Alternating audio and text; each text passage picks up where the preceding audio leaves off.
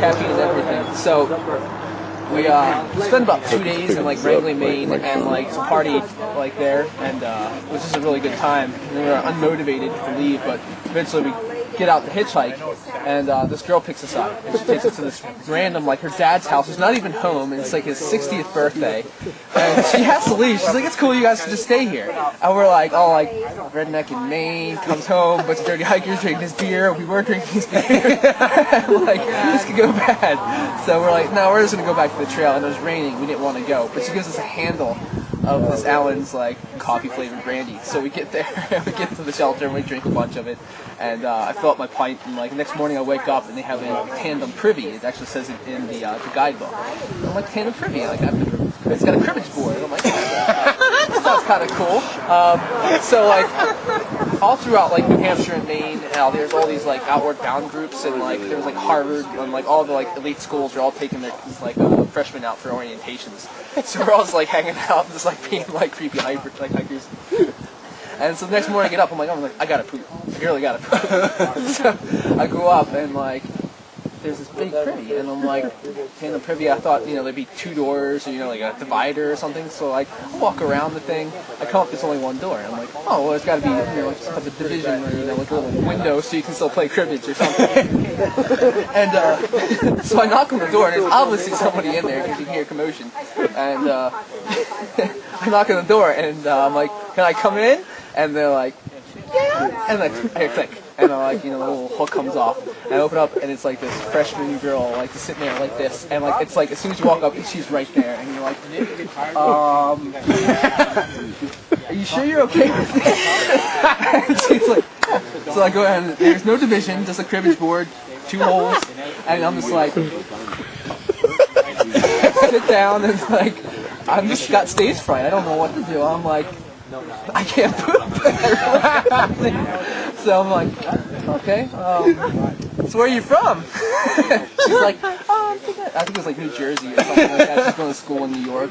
And all I hear is a plop. And I'm like, okay, that breaks the silence a little bit. So I start going, and we're chatting for a good couple of minutes, and she gets up, wipes herself, and walks out. And it's like, I can't believe that just happened. And I go out to my friends, I'm like, you know what just happened to me? I'm like, I wasn't even trying to be sly or anything, I was just an idiot. The coolest girl I've ever met. I didn't even get her like her name or her. I'm not sure how sweet you can be when you're both pooping. How's yours going? Damn! Hold my hand. Pine cone. That was my best poop. Oh God!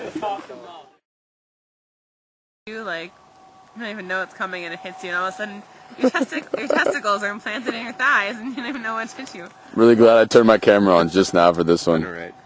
Well, sometimes they have to take off your ball sack, and they only have the testicles left, and they don't want to take them out, so they just implant them in your thighs.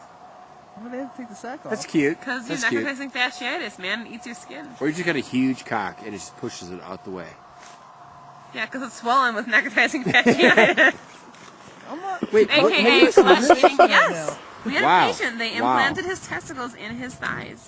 Well, he only had one, actually, because the other one got eaten out by the bacteria. But was it his choice to do that?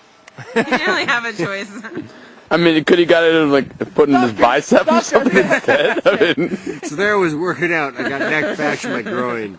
What the fuck? Yeah, no, that shit hits you like quick. A lot of old dudes, like middle-aged dudes, get it in their balls. I don't know why. Really? How does this happen? Guys don't wash. is that because people didn't shower them enough? Yeah, but seriously? Like, Zoom in. oh fuck! I gotta go. No, if it was, Yeah, if it was we've had that, probably No. 5 this year.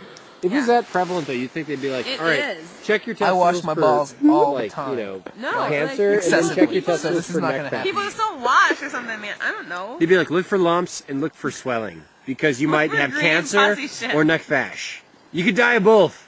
You can. One's gonna kill you faster than the other one. One will just change you. So today we ran into some trail magic, and we've all been drinking now for about 6 hours, maybe 7, give or take, depending on how long we were there for. And we've all decided it's gonna be a great idea to cowboy camp tonight. So except for Princess Moonburnt, he's setting up the tent. But yeah, we've all got horrible gas too. So tonight's gonna be awesome. That's like that, bro. Everybody say hi. Hello. Hello. Hello. I already told you to go fuck yourself. What more do you Thanks, want? Princess. Hey, your beer's outside your tent, dude. Save that for later.